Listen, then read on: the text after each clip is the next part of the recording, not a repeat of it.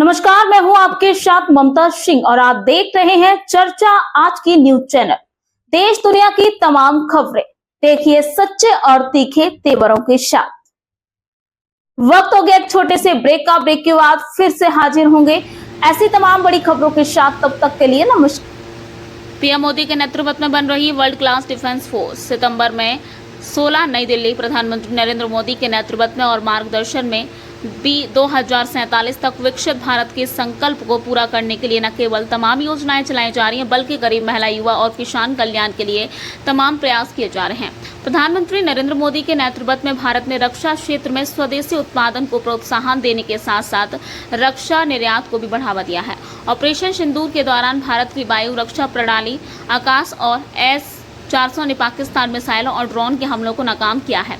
मोदी सरकार के इन प्रयासों की डीडी न्यूज ने पड़ताल की और सरकार के विभिन्न कदमों और योजनाओं को अलग अलग वर्गों में बांटकर उनका विश्लेषण किया। हम आपके लिए लाए हैं एक सीरीज जन जन के प्रधानमंत्री, जिसमें हम मोदी सरकार के 11 साल की विभिन्न योजनाओं का लेखा जोखा आपके समक्ष रखेंगे। इस सीरीज के तहत आज बात देश की रक्षा और सुरक्षा की है।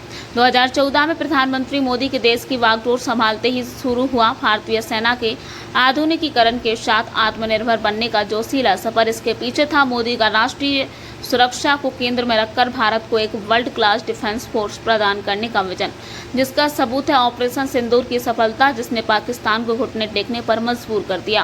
प्रधानमंत्री नरेंद्र मोदी के नेतृत्व में भारत ने रक्षा क्षेत्र में स्वदेशी उत्पादन को प्रोत्साहन देने के साथ साथ रक्षा निर्यात को भी बढ़ावा दिया। इस बदलाव की शुरुआत हुई है मेक इन इंडिया अभियान से। हाल ही में विशाखापट्टनम में भारत में ही बने आधुनिक स्टील्थ फ्रिगेट INS उदयगिरी और INS हिमगिरी को नौसेना में शामिल किया। स्वदेशीकरण के लिए मोदी सरकार ने एक मजबूत घरेलू रक्षा औद्योगिक आधार को बढ़ावा दिया, जिसमें विदेशी हथियारों पर निर्भरता कम हुई और एक सेल्फ सस्टेनिंग इकोसिस्टम तैयार हुआ है। पिछले एक दशक में मोदी सरकार के कार्यकाल के दौरान भारत के रक्षा उत्पादन में एक महत्वपूर्ण वृद्धि देखी गई है, जिसका वार्षिक मूल्य रिकॉर्ड स्तर पर पहुंच गया है।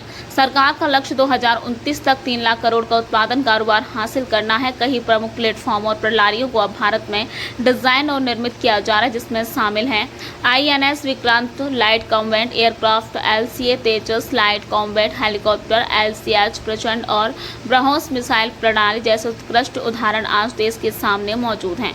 इतना ही नहीं, रक्षा क्षेत्र में हमारा निर्यात 2014 से 700 करोड़ से बढ़कर 2024-25 में 23,600 करोड़ रुपए पहुंच गया है। भारत अब संयुक्त राज्य, फ्रांस और आर्मेनिया जैसे प्रमुख देशों सहित MRSAM और स्पाइडर ने आकाश और S-400 के साथ मिलकर पाकिस्तान के हौसले पस्त कर उसे घुटने टेकने पर मजबूर कर दिया। मोदी सरकार की नीति है कि आतंकवाद को भारत पर हमले की तरह देखना, और इसलिए पीएम मोदी के नेतृत्व में देश की सेनाओं ने हमेशा आतंकवाद का मुंहतोड़ जवाब दिया है। फिर चाहे वो पुलवामा आतंकी हमले के बाद पाकिस्तान के बालाकोट में जैश-ए-मोहम्मद के आतंकी ठिकानों पर हवाई हमला हो, या उरी आतंकी हमले के बाद की गई सर्जिकल स्ट्राइक, या फिर ऑपरेशन सिंदूर।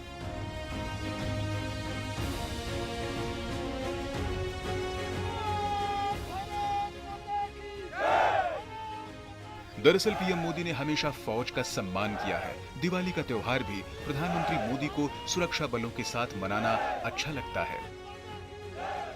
ऑपरेशन सिंदूर की सफलता के तुरंत बाद पीएम मोदी आदमपुर एयरबेस पहुंचे, जिसे देखकर हमारे सैनिकों के चेहरे गर्व से चमक उठे।